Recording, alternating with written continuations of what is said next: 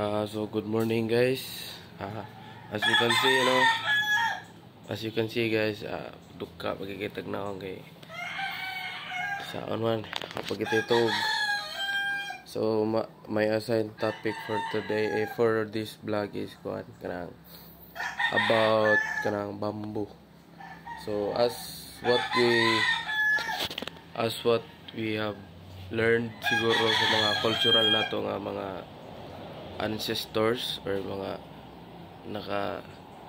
maguwang lang daghan kay mahimo ang bamboo. So as you can see, nasan may butang diri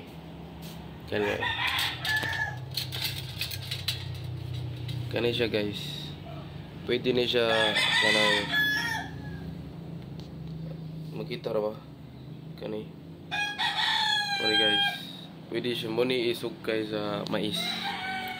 Muna siya gamit sige na siya guys, basta maglungag mais kanang mura siya DIY na lang kayo ba. Pwede siya muong kanang pangsugkay.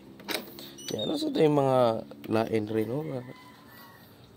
kuan sa lagi ba parehaan ni karon kani siya muni kuan sa hayhayan kanang murag ituko para di sa mga taga kanyo mga hinayhay pwede sa jay mo kanang bungbong paresan ni kani siya guys, bungbong na para sa kuan tawag kaning tangkal.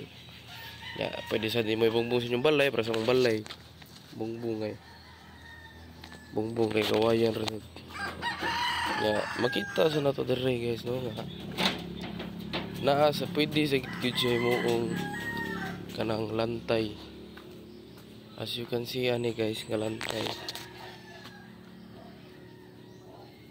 halos tanan ani kay made of siya, made by bamboo. Mga bungbong, mga haligi, mga brace, made of siya kanang with the use of bamboo day so for me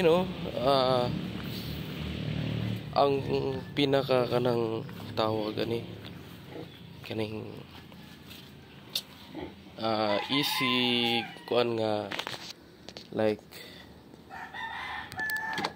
ikanang easy nga mabuhat lang nimo, like easy mga DIY products or unsa ba na inyong ganahan kay for me ako masuggest jud is bamboo kay mong lentay sa dire bamboo sad kani made with bamboo gyapon na siya mo nang mas kuan jud kay ang bamboo, like dali ra kay mo ma-access, dali ra sad siya nimo makuha nya daghan sad kag may mahimo about anang bamboo. So for me guys suggested kay bamboo kay kanang daghan sad kag mahimo sa bamboo.